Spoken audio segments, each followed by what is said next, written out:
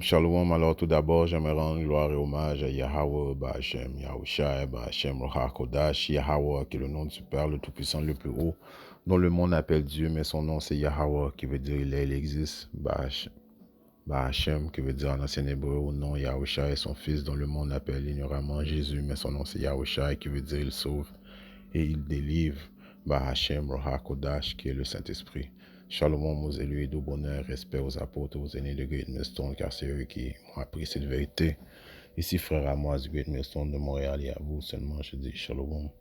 À Luc 19 et 22, et ça c'est Yahushua qui parle, right? Il lui dit, je te jugerai par ta propre bouche.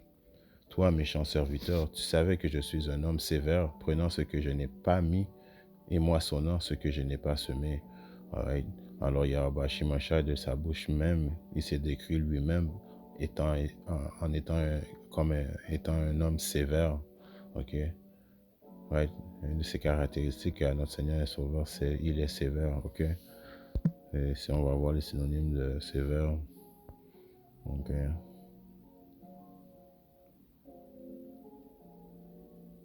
Sévère, les synonymes de sévère. Sévère. Et il est brutal. Alors Yahweh Shimashai, en principe, il disait, tu sais que je suis un homme brutal. Right? Tu sais que je suis un homme dur. Tu sais que je suis un homme exigeant. Tu sais que je suis un homme ferme, un homme froid, impitoyable, implacable, inexorable, inflexible, intransigeant, strict. Ok? Right? En disant le mot sévère, Yahweh Shimashai se décrit en ayant ces caractéristiques-là. Right? Donc, c'est un homme qui ne jouait pas. Right? Il n'était pas venu jouer. Ouais. Est-ce qu'il y avait des moments plus qu'il était plus relax? Oui, quand il était parmi ses frères. Ouais, comme nous aussi, on a des moments où on est plus relax quand on est parmi nos frères, mais en principe, ok, on est plus dans l'esprit de Yahusha présentement, ok. Même dernièrement, moi personnellement, il y a un gars, un Idomite qui vient vers le camp et puis qui m'a dit, hey, en parlant de moi, j'ai pas l'air d'un gars qui niaise. Non, j'ai pas goût de niaiser avec toi, ok? Comme Yabashi Moshe n'a pas goût de niaiser avec les soi-disant des Idomites puis les restes des nations, ok? Vous allez comprendre très prochainement, ok? Qu'est-ce que Yabashi Moshe vous disait qu'il était un homme sévère, ok? Donc la question qu'on se pose présentement, c'est mais pas nous, mais en principe, le monde qui croit en c'est qui lui? Ok. Est-ce qu'il a l'air d'un homme sévère? Est-ce qu'il a l'air d'un homme impitoyable? Non, il a l'air plutôt d'un homosexuel aux cheveux longs, right, qui est prêt à venir cajoler tout le monde, faire la paix sur la terre. Right? En principe, ça c'est une stratégie du diable. Ok. En réalité, qu'est-ce qui est arrivé? C'est que l'Empire romain, ok, qui a été éventuellement détruit, ok, a eu une seconde vie, ok, dans la Renaissance, right? Une continuité, ok. L'empire qu'on voit, l'empire babylonien, l'empire des Édomites qu'on voit, c'est une continuité de l'empire romain qui a eu un deuxième souffle à la Renaissance. Ok, on peut voir ça dans le livre de Apocalypse 13.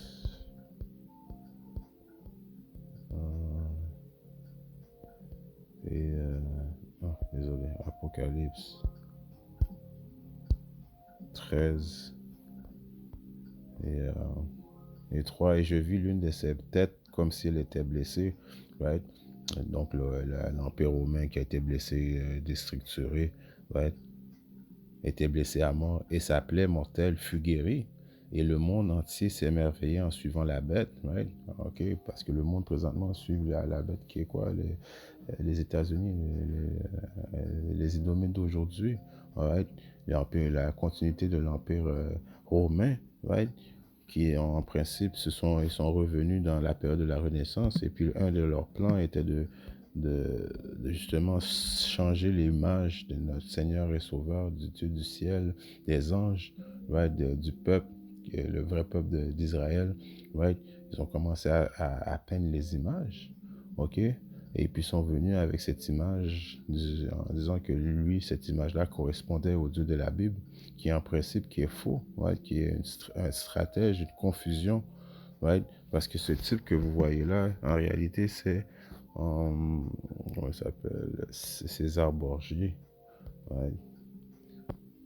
Ça, c'est l'image qu'ils ont utilisée. Et puis cet homme est un homme très diabolique, right? Un homosexuel, un gars qui avait couché avec sa sœur. Ok, c'était un bandit. Ok, la famille Borgia était une famille de bandits, right? On croit par la réincarnation que c'est la famille, les Rothschild de retour, right? Les Rothschild qui sont ceux qui contrôlent la terre, right? Les familles banquiers de ce monde, l'élite de ce monde, right? Les banquiers de ce monde qui sont de retour, mais dans ce temps-là, il y avait les Borgia, ok? Lui était l'enfant comme on peut dire, l'enfant du pape Alexandre VI, ok?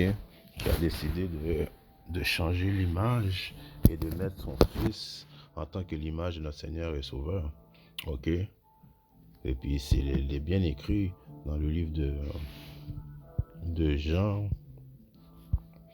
Si on lit le livre de Jean 7 et 38, celui qui croit en moi, comme l'Écriture a dit, de son ventre couleront des rivières d'eau. Alors le mot-clé, c'est de croire en lui comme l'Écriture l'a dit. L'Écriture ne décrit pas notre Seigneur et Sauveur en tant qu'étant un soi-disant dit homme blanc avec des cheveux longs. Ok. Déjà, les cheveux longs, c'est une abomination. Right? On voit ça dans le livre de 1 Corinthiens 11 et 14. La nature elle-même ne vous enseigne-t-elle pas que si un homme porte des cheveux longs, c'est une honte pour lui? Alors, la nature elle-même nous dit que avoir des cheveux longs, c'est une abomination pour un homme parce qu'on continue la lecture. Mais si une femme porte de longs cheveux, c'est une gloire pour elle parce que sa chevelure lui est donnée pour la couvrir. Alors, la gloire de la femme, c'est d'avoir les cheveux longs. La gloire d'un homme, n'est pas d'avoir des cheveux longs. Alors, du fait de, premièrement, ils ont changé son image, sa complexion, sa couleur, right? Parce que Yahba Shimosha est un soi-disant homme noir. Non seulement ça, ils l'ont fait avoir des cheveux longs. Ok, ça c'est toutes des stratèges du diable, right? Qui fait en sorte que si vous croyez et si vous adorez en ce Dieu qu'il vous donne, alors vous êtes en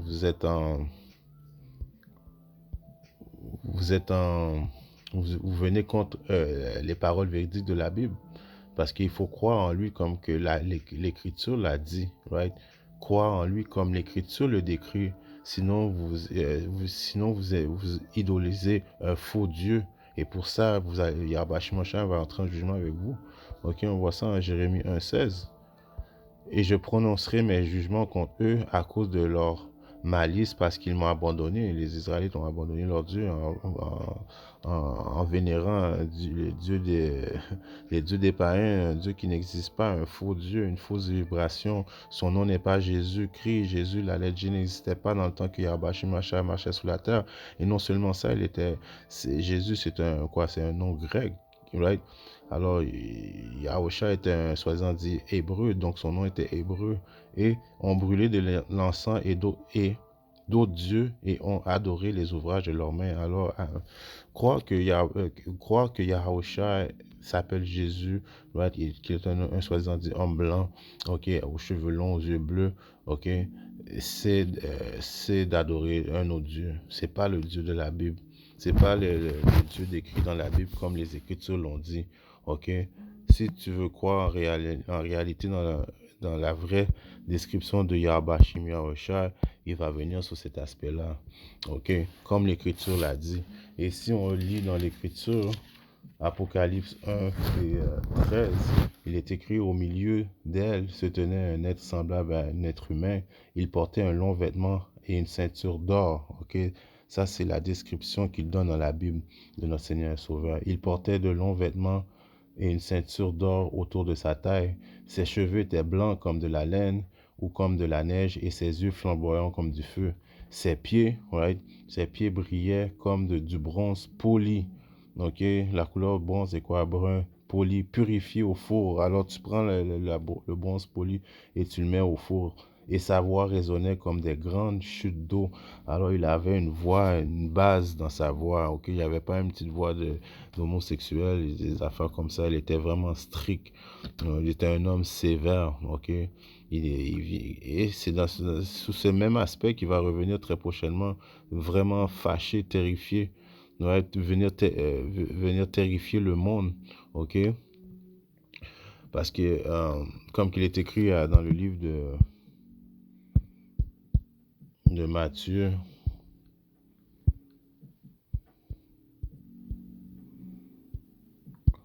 dans le livre de Matthieu 10 et 34, ne pensez pas que je sois venu donner la paix sur la terre. Je ne suis pas venu donner la paix, mais une épée. Yahweh Shai revient pas donner la paix sur la terre. Right? Si vous prenez l'image qu'ils essaient de vous vendre, right? C'est une image de paix, c'est une image de je vous accepte comme que vous êtes. Vous pouvez être des homosexuels, des pédophiles, il n'y a pas de problème. Je suis un Dieu qui pardonne tout. Ok, ça c'est une grande déception que le diable utilise afin que vous périssiez. Parce que Yahweh Shai, premièrement, il vient juger le monde et en même temps qu'il juge, il vient délivrer son peuple, les optimistes élus qui croient en lui comme l'image l'a décrit, qui croient en lui en vérité, right, qui adhèrent aux lois et statuts des commandements du milieu de la habilité. Il vient pas pour sauver le monde qui pense que Yahusha est un Dieu qui pardonne tout et puis vous avez le droit de faire ce que vous voulez. Pourquoi vous pensez que la terre est dans cette position-là présentement? À cause que le péché règne sur la terre présentement, right? Et éventuellement, Yahweh Shimosha vient rétablir sur la terre, vient retirer sur la terre la domination du péché parce que l'homme était principalement dirigé par le mal, right? En principe par Eke Isor, l'homme rouge, l'homme blanc, qui a été créé justement pour ramener ce mal sur la terre. Mais Yahweh Shimosha l'avait mis là, en principe, pendant une période de temps. Le temps est révolu, right? Yahweh Shimosha vient très prochainement, right? Déloger ce diable sur la terre, right, qui nous a donné ces mensonges, qui nous a donné cette image de lui qui a crucifié notre Seigneur et Sauveur. Right, la crucifixion, ils l'ont crucifié physiquement et spirituellement aussi. Non seulement qu'ils l'ont tué, là, plus de 2000 ans, mais ils l'ont crucifié spirituellement, justement, le faisant renaître en étant un Dieu d'une couleur soi-disant dit rouge, blanche, ok? Et ils ont crucifié vraiment son message, ok? Alors, toutes pour ces raisons-là, ils vont devoir payer. Yahweh Shimosha s'apprête très prochainement à les juger. Si je vais finir juste avec ça, right? C'est juste une leçon courte, mais quand même assez importante à savoir à cause qu'il y a constamment de nouveaux croyants qui viennent dans la vérité. Et ça, c'est la base c'est la base de l'enseignement de Yahweh Shimosha, qu'il faut croire en lui comme l'Écriture lui a dit. Et non comme que il faut tu prendre le temps pour d'étudier et de comprendre qui il est. Alright? Et non juste prendre les images et puis décrire les choses d'après ce que ton cœur pense, right? Parce que le cœur, notamment ce que le monde pense, ils disent, oh, j'ai trusté mon cœur qui est ma propre conscience, est vraiment trompeuse, alright? Il faut le croire comme l'Écriture a dit. C'est notre base de croire comme l'Écriture a dit. Right? Isaïe 66 et 15 est écrit quoi? Il est écrit, car voici le Seigneur viendra avec le feu. Alors il vient avec le feu, il vient pas niaiser avec le feu, avec ses chariots, les soi-disant UFO, ce sont les véhicules célestes, comme un tourbillon pour rendre sa colère avec fureur et sa réprimande avec des flammes de feu. Car par le feu, par son épée, le Seigneur plaidera avec toute chair et les tuer. Il vient tuer. Ok? Il est un homme impitoyable, un homme sévère. Il vient tuer. Euh, Si tu n'es pas un ostémite élu et puis tu n'es pas un Israélite, il y a des fortes chances que tu vas te faire tuer par Yahweh Shimosha. Et si tu n'es pas un Israélite et tu n'es pas mort, ça veut dire que Yahweh Shimosha te conserve pour être mis en esclavage. À cause que toutes les nations vont aller en esclavage. Les Édomites vont en esclavage et les autres nations aussi vont en esclavage. Ok? Ils vont aller en esclavage, ils vont rebâtir notre royaume qui va être sur terre. OK? Donc, les tués du Seigneur seront en grand nombre. OK? En espérant que cette leçon qui était courte, droite au but, a été édifiante. Et si Abba Shem Yahshua le veut, je viens très bientôt avec une autre leçon. Shalom.